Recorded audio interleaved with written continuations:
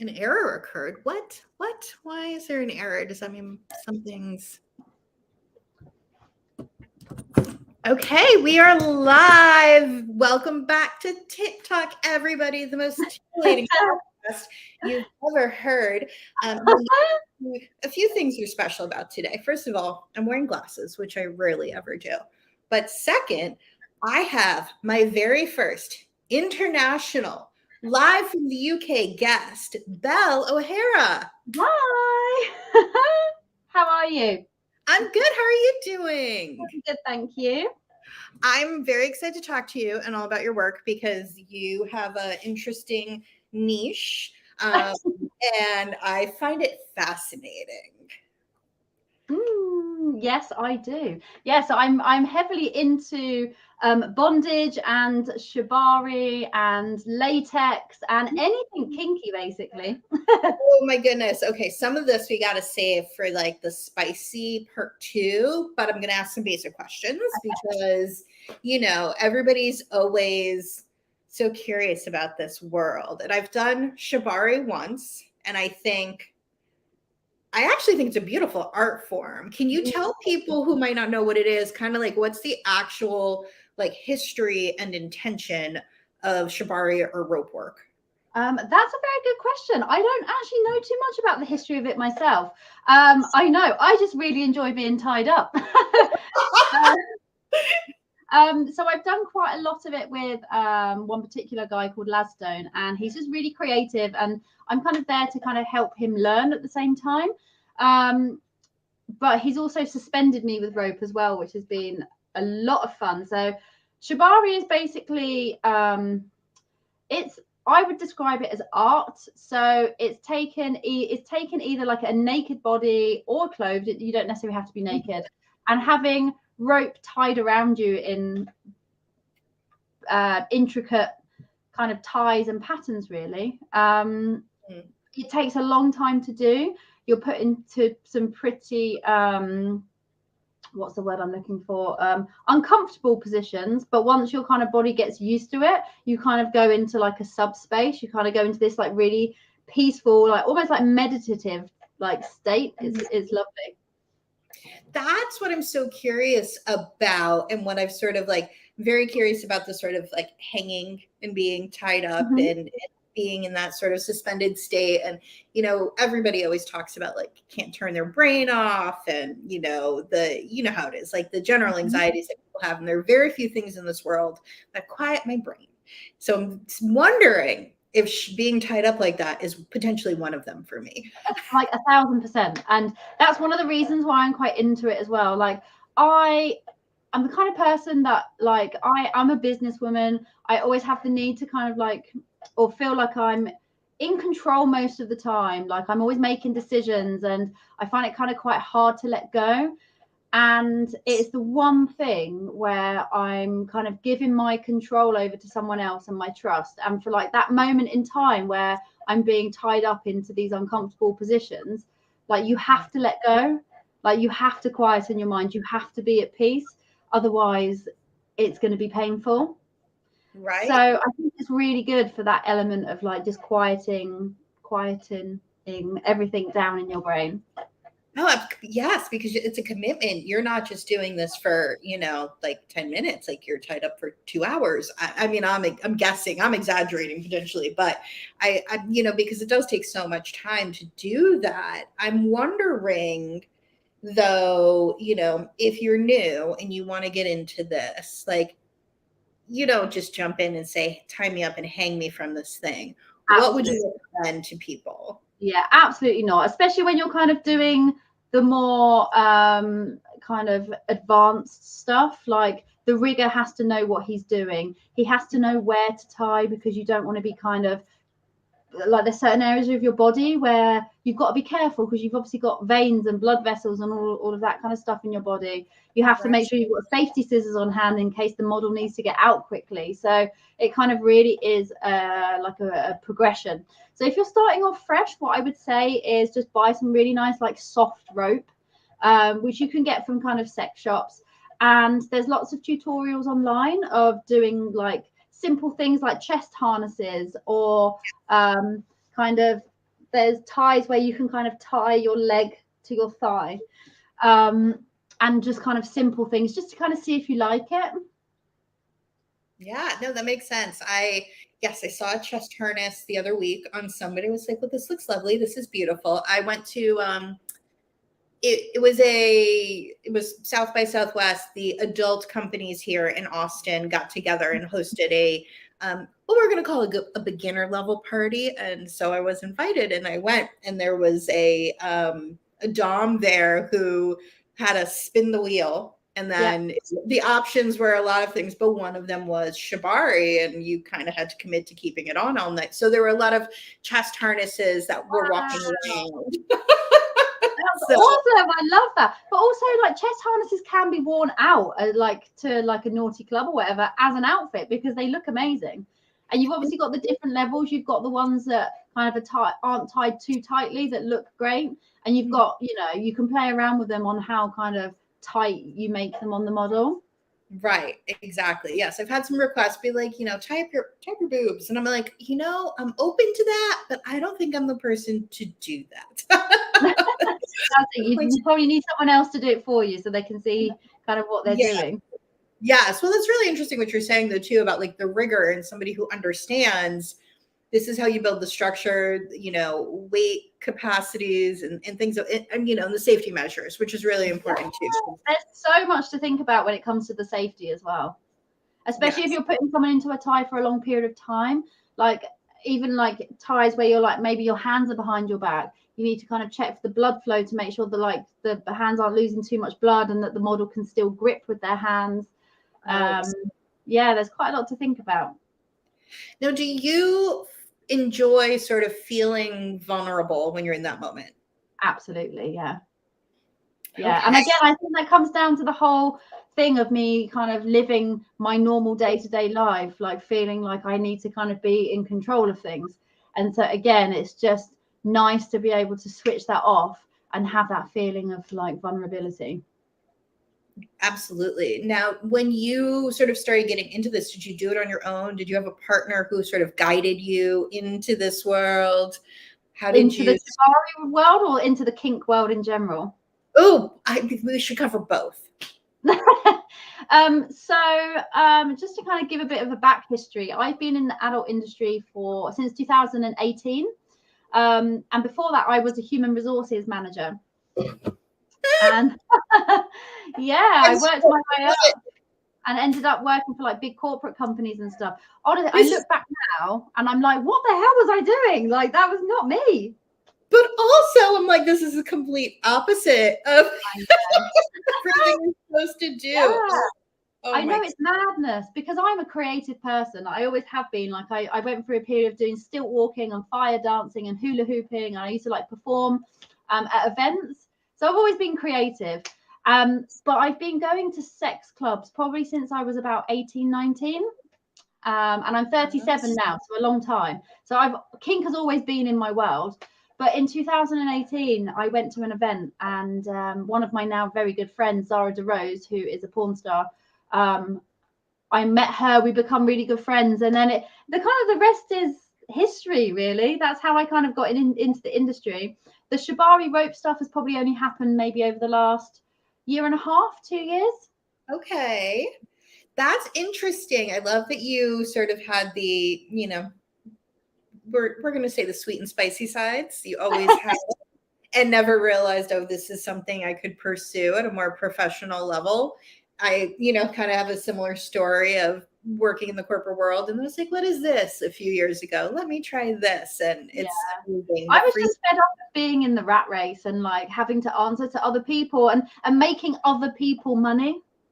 I want to make my own money. Like it's the first time in my life where like I feel just completely free and independent and I don't have to answer to anyone and I can just do what I want. Like, which is great. What we're craving through, you know, the rope play. Like that's that sort of freedom, that allowing yourself to feel like free in a certain way.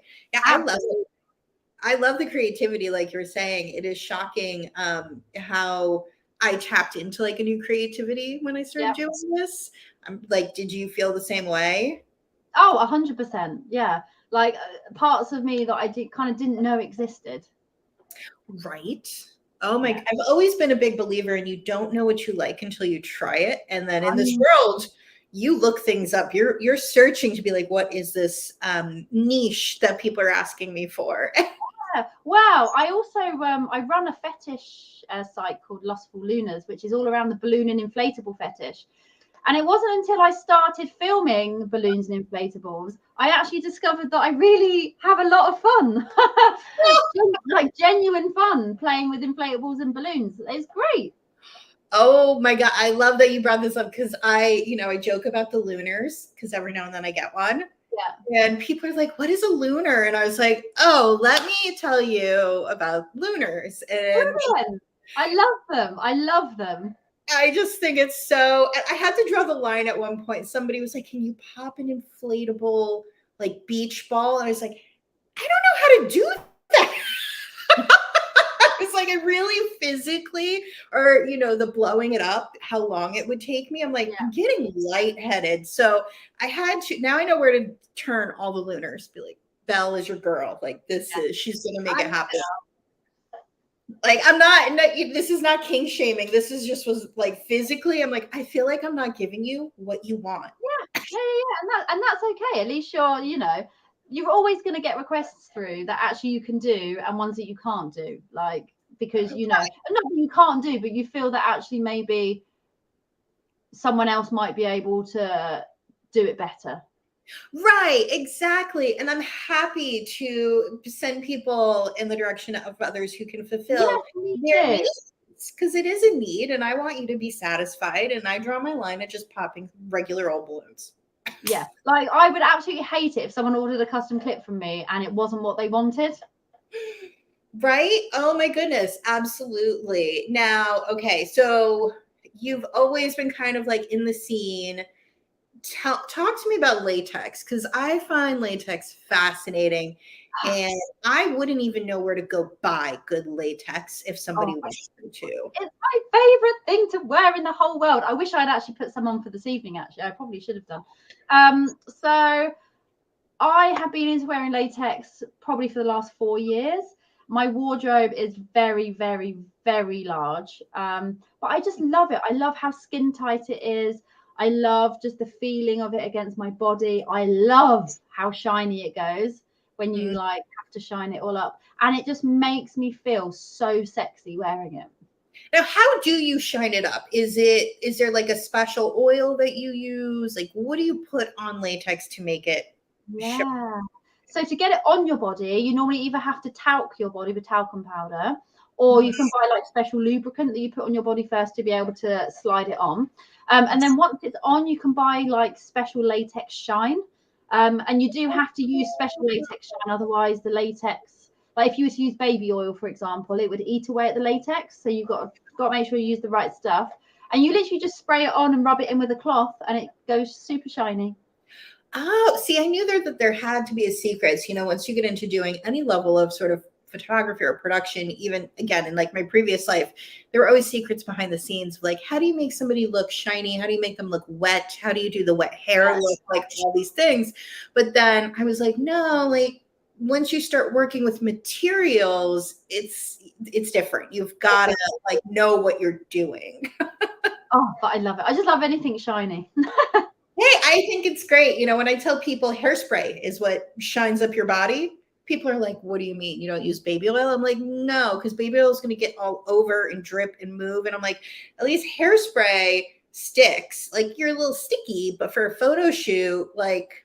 That's such a good idea. I didn't even know that. Two, use the cheap stuff. Don't go spending money on good hairspray. You want like Aquanet, like old fashioned, the cheap hairspray. You put that on a booty or here, you shine it all up. The light. Oh my gosh. I'm going to have to try that the next time I'm on a photo shoot. It works. It totally works. Yay. It's funny. All these secrets that people get from us. I love it. No, but it's great because all of the ladies in the industry are very like one of the things I love about the industry, and especially now, like I'm meeting quite a lot of people from over the water. Everyone is so friendly, and we're all willing to help each other and share tips. And it's very collaborative, which is what I love.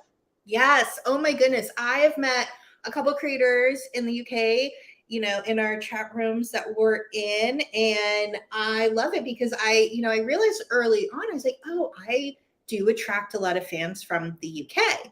Yeah. And, they're a little bit more outspoken than some of the US fans are. Like, like you get some dirty boys over there that are very.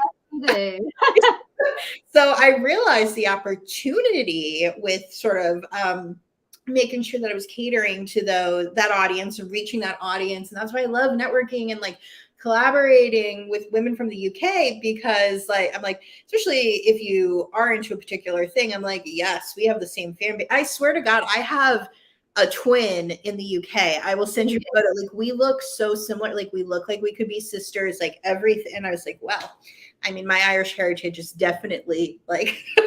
You say that everyone has a doppelganger, right? They do. They absolutely do. Apparently, I have one who's an adult film star, which I didn't even know until fans started saying it. And then the UK version of me, that I was like, this is great. I absolutely love this. So I agree with you. I love that just the sense of support and camaraderie. And I think there's plenty of fans out there for everyone. Oh, 100%. There's something out there for everyone too. And like one thing I've learned is that like nothing phases me. No requests phase me. Yeah. Like nothing. I find nothing weird. And I like it when people come to me with like a kink or a fetish that they might have, which like is a little bit niche. I love that. There are definitely some I've realized I'm totally comfortable with. And then there are others where I'm like, I'm not going to do that. That's what I'm not okay with. But again, they're all very much in line with, I would say, the terms and conditions we need to abide by for our platforms that we're on. Yeah. So but I agree with you. Like, I'm always so curious. I really am fascinated by human sexuality and why people like something and what attracts them to that, because when you can unlock that, then that's when you really give them what they want and you invite them into that fantasy. 100%. Oh my goodness. Now I'm like, I want to go buy fancy latex and see how like that's what I'm sort of wondering. Do you buy latex out in the US?